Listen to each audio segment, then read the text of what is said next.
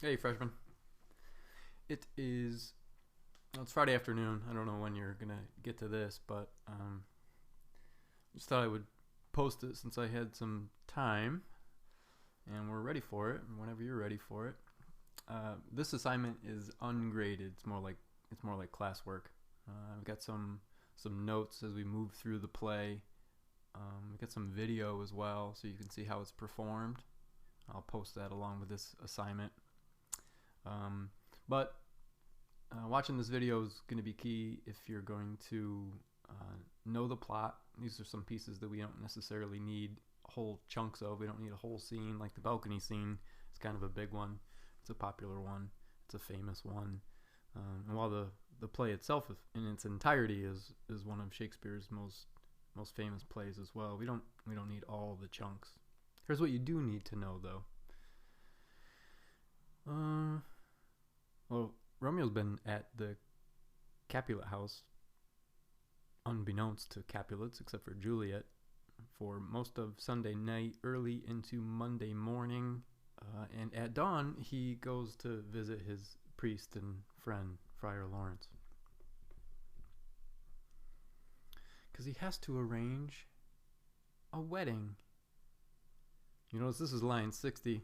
There's a lot of nonsense that goes on before line what is it, like 57 in Act 2 Scene 3. But finally Romeo gets down to it. He says, "Then plainly know my heart's dear love is set on the fair daughter of rich Capulet. As mine on hers, so hers is set on mine, and all combined say what thou must combine by holy marriage. When and where and how we met, we wooed, and made exchange of vow, I'll tell thee as we pass, but this I pray, that thou consent to marry us today." Essentially, Romeo's like, look, my love is set on the daughter of Capulet. And as mine heart is set on hers, her heart is set on mine. And, in combination, what we would like you to do is to combine us by holy marriage. Here's the short story, Father. The when, the where, that doesn't really matter.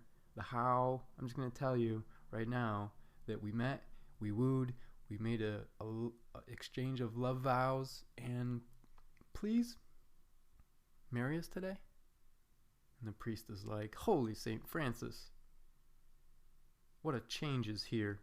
Is Rosaline, that thou didst love so dear, so soon forsaken?" I mean, even the priest knows about Romeo and his supposed love for Rosaline. He says, "Young men's love then lies not truly in their hearts, but in their eyes." Meaning, I think he's calling it infatuations more than love. "Jesu Maria," comes with an exclamation point, kind of like Holy St. Francis. He says, "What a deal of brine hath washed thy sallow cheeks for Rosaline." Brine's like a water and salt, a marinade for meats and fishes and stuff. He's talking about tears. The brine on Romeo's cheeks, the tears over Rosaline. How much salt water thrown away in waste to season love that of it doth not taste. All those tears for Rosaline. Are you kidding me? Then he really starts ripping on Romeo. He says, "The sun not yet thy signs from heaven clears. Thy old groans ring yet in mine ancient ears." Meaning, wasn't even that long ago you were groaning about Rosaline. I remember it. He continues to rip on Romeo. And you might even think like he even touches his cheek here. He goes, "Oh, look, here upon thy cheek the stain doth sit of an old tear that is not washed off yet." There's like signs of Romeo's former tears still on his cheek from when he was crying about Rosaline. But Friar Lawrence wants to be the hero, and he thinks he can be the hero right here. And after a short while, something occurs, some thought goes in his brain, and he agrees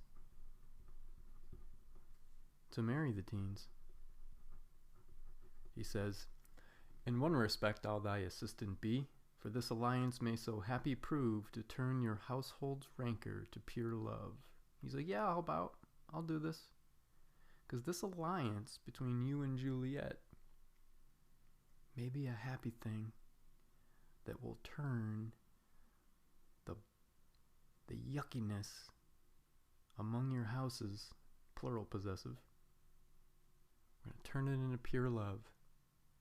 It's going to fix the problem between your families. It's a bold move by a bold man. He said he's going to do it. He said he's going to do it.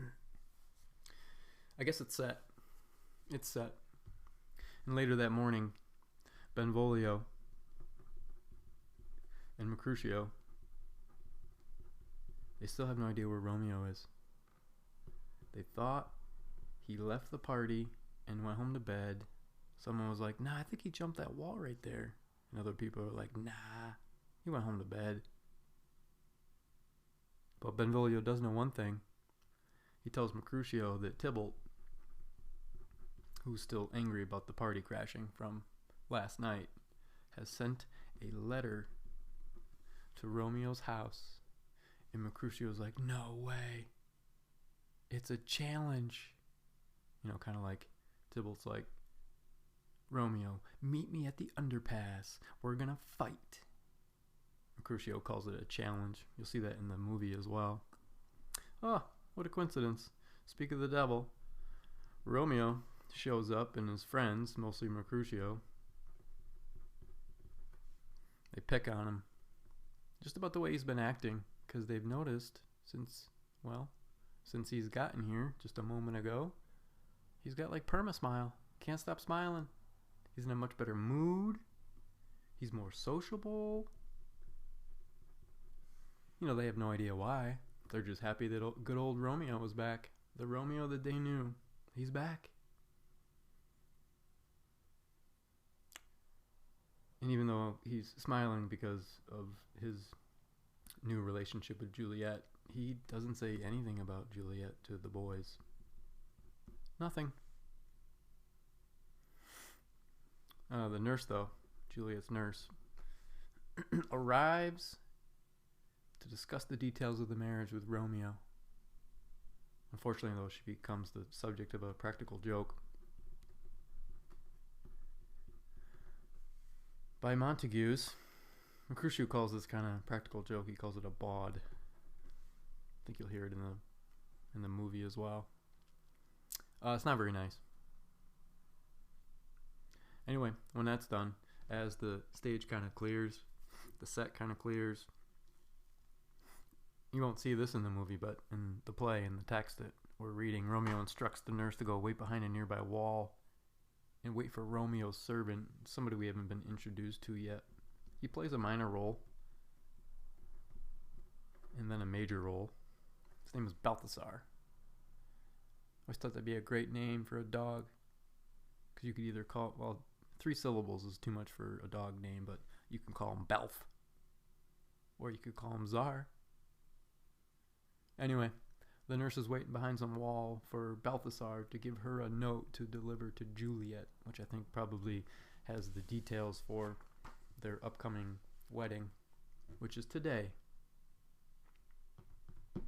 When the nurse gets back to the Capulet house, she tells Juliet